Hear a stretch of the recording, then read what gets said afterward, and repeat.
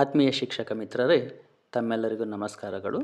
ನಮ್ಮ YouTube channel ಆದ SATS and UDICE plus Kannada guide ಚಾನಲ್ಗೆ ಸ್ವಾಗತ. ಇಂದಿನ ಈ ಉಪಯುಕ್ತ ವಿಡಿಯೋದಲ್ಲಿ UDICE ಪ್ಲಸ್ ಸ್ಟೂಡೆಂಟ್ ಮಾಡೆಲ್ನಲ್ಲಿ 2026-27ನೇ ಸಾಲಿಗೆ ಸ್ಟೂಡೆಂಟ್ ಪ್ರೋಗ್ರೆಸ್ ಆ್ಯಕ್ಟಿವಿಟಿಯನ್ನು ಹೇಗೆ ಅಪ್ಡೇಟ್ ಮಾಡುವುದು ಎಂಬುದನ್ನು ಸಂಪೂರ್ಣವಾಗಿ ತಿಳಿಸಿಕೊಡಲಿದ್ದೇನೆ.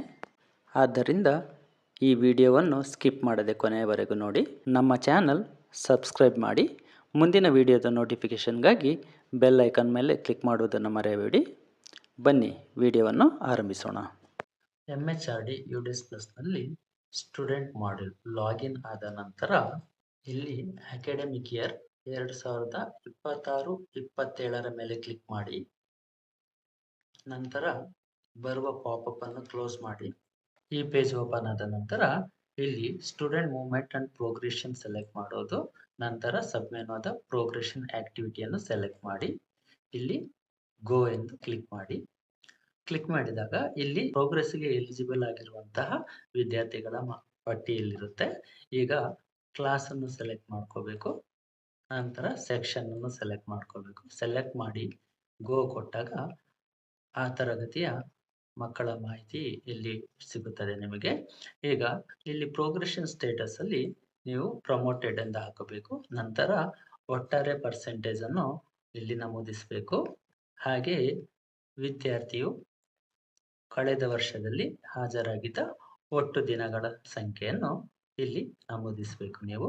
ಅದರ ನಂತರ ಇಲ್ಲಿ ಸ್ಕೂಲಿಂಗ್ ಸ್ಟೇಟಸ್ ನಲ್ಲಿ ವಿದ್ಯಾರ್ಥಿಯು ಅದೇ ಶಾಲೆಯಲ್ಲಿ ವಿದ್ಯಾಭ್ಯಾಸವನ್ನು ಮುಂದುವರಿಸುತ್ತಿದ್ದರೆ ಸ್ಟಡಿಂಗ್ ಇನ್ ಸೇಮ್ ಸ್ಕೂಲ್, ಅಥವಾ ಬೇರೆ ಶಾಲೆಗೆ ಹೋದರೆ ನೀವು ಲೆಫ್ಟ್ ವಿತ್ TC ಎಂದು ಕೊಡಬಹುದು. ಈ ವಿದ್ಯಾರ್ಥಿಯು ಅದೇ ಶಾಲೆಯಲ್ಲಿ ಕಂಟಿನ್ಯೂ ಮಾಡ್ತಾನೆ ವಿದ್ಯಾಭ್ಯಾಸವನ್ನು, ಆದ ಕಾರಣ ಸ್ಟಡಿಂಗ್ ಇನ್ ಸೇಮ್ ಸ್ಕೂಲ್ ಅಂತ ಕೊಡ್ತೀನಿ.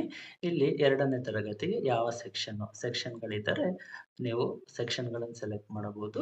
ಇಲ್ಲವಾದಲ್ಲಿ A ಸೆಕ್ಷನ್ ಕೊಡಿ. ನೋಡಿ ಇಲ್ಲಿ ಪೆಂಡಿಂಗ್ ಎಂದು ತೋರಿಸುತ್ತದೆ. ಈಗ ನೀವು ಅಪ್ಡೇಟ್ ಕೊಟ್ಟಾಗ ಇಲ್ಲಿ student details has been updated successfully ಎಂದು ತೋರಿಸುತ್ತದೆ. ಇದನ್ನು ಓಕೆ ಕೊಡಿ. ನೋಡಿ ಇಲ್ಲಿ ಪೆಂಡಿಂಗ್ ಇದ್ದಿದ್ದು ಈಗ ಡನ್ ಎಂದು ತೋರಿಸುತ್ತದೆ. ಇದೇ ರೀತಿ ಎಲ್ಲ ವಿದ್ಯಾರ್ಥಿಗಳ progression status, marks in percentage, number of day school attended, schooling status ಇದನ್ನೆಲ್ಲ ಕಂಪ್ಲೀಟ್ ಮಾಡಿದ್ಮೇಲೆ ನೀವು ಇಲ್ಲಿ ಅಪ್ಡೇಟ್ ಎಂದು ಕ್ಲಿಕ್ ಮಾಡಬೇಕು. ತರಗತಿಯ ಪ್ರತಿ ವಿದ್ಯಾರ್ಥಿಗಳ ಪ್ರೋಗ್ರೆಷನ್ ಪೂರ್ಣಗೊಳಿಸಿದ ನಂತರ ಫೈನಲೈಸ್ ಮೇಲೆ ಕ್ಲಿಕ್ ಮಾಡುವುದು ಹಾಗೂ ಇಲ್ಲಿ ಕನ್ಫರ್ಮ್ ಮೇಲೆ ಕ್ಲಿಕ್ ಮಾಡಿ. ಈಗ progression activity of all student class 1 and section has been successfully completed ಬರುತ್ತದೆ. ಅದರ ನಂತರ ಓಕೆ ಕೊಡಿ. ನೋಡಿ progression activity for this section has been already completed ಅಂತ ಬಂದಿದೆ. ಈಗ 2ನೇ ತರಗತಿಯಲ್ಲಿ ನೋಡೋಣ. 2ನೇ ತರಗತಿಯಲ್ಲಿ ಯಾವುದೇ ವಿದ್ಯಾರ್ಥಿ ಇಲ್ಲ. ಆದರೂ ಕೂಡ ವಿದ್ಯಾರ್ಥಿಗಳಿಲ್ಲದಿದ್ದರೂ ಕೂಡ ನೀವು ಎಲ್ಲಾ ತರಗತಿ ಹಾಗೂ ಎಲ್ಲಾ ಸೆಕ್ಷನ್ ಅನ್ನು ಫೈನಲೈಸ್ ಮಾಡಲೇಬೇಕು. ನೀವು ಫೈನಲೈಸ್ ಮಾಡದಿದ್ದರೆ ನಿಮಗೆ ಫೈನಲ್ ಆಗಿ ಅಗೇನ್ ಫೈನಲೈಸ್ ಮಾಡಲು ಸಾಧ್ಯವಾಗುವುದಿಲ್ಲ. ಆದ ಕಾರಣ ಎಲ್ಲ ಸೆಕ್ಷನ್ ಎಲ್ಲ ತರಗತಿಯಲ್ಲೂ ಫೈನಲೈಸ್ ಮಾಡಬೇಕಾಗುತ್ತದೆ. ಈಗ 5ನೇ ತರಗತಿಯಲ್ಲಿ ನೋಡೋಣ. ಇದು LPS ಆದ ಕಾರಣದಿಂದ 1ರಿಂದ 5ನೇ ತರಗತಿ ಮಾತ್ರ ಇರುತ್ತದೆ.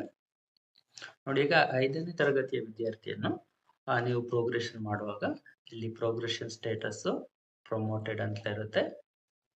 ಹಾಗೆ ಮಾರ್ಕ್ಸ್ ಅನ್ನು ಪರ್ಸೆಂಟೇಜ್ ಅನ್ನು ಹಾಕಿ, ಹಾಗೆ ವಿದ್ಯಾರ್ಥಿಯು ಹಾಜರಾಗಿದ್ದ ಒಟ್ಟು ದಿನವನ್ನು ಟೈಪ್ ಮಾಡಿ. ಇಲ್ಲಿ ನೀವು ಲೆಫ್ಟ್ ಸ್ಕೂಲ್ ವಿತ್ TC ಎಂದು ಮಾರ್ಕ್ ಮಾಡಬೇಕು. ಇಲ್ಲಿ ರೀಸನ್ ಆಫ್ ಲೀವಿಂಗ್ ಕೇಳುತ್ತೆ. ಆಗ ಇದರಲ್ಲಿ ಹೈಯರ್ ಕ್ಲಾಸಸ್ ನಾಟ್ ಅವೈಲೇಬಲ್ ಇಲ್ಲ ಅಂತ ಬರುತ್ತೆ. ಅದನ್ನ ಸೆಲೆಕ್ಟ್ ಮಾಡಿ.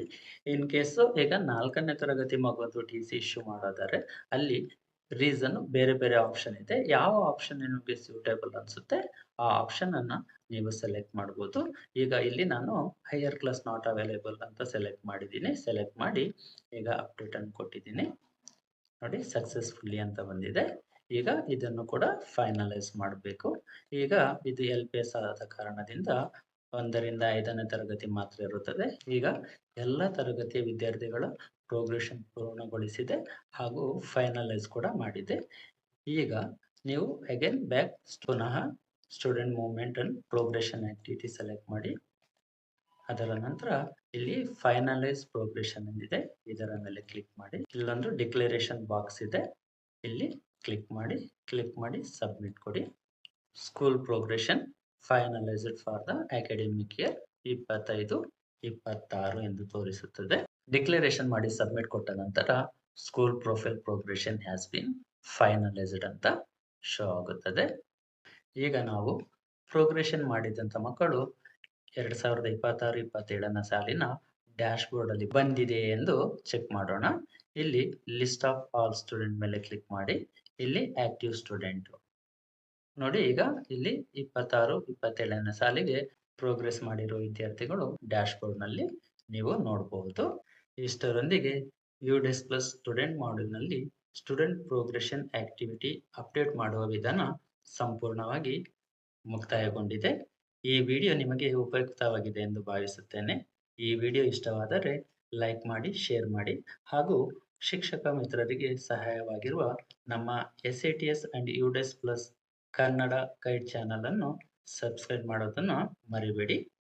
ಮತ್ತು ಮುಂದಿನ ಉಪಯುಕ್ತ ವಿಡಿಯೋದಲ್ಲಿ ಮತ್ತೆ ಭೇಟಿಯಾಗೋಣ. ಧನ್ಯವಾದಗಳು.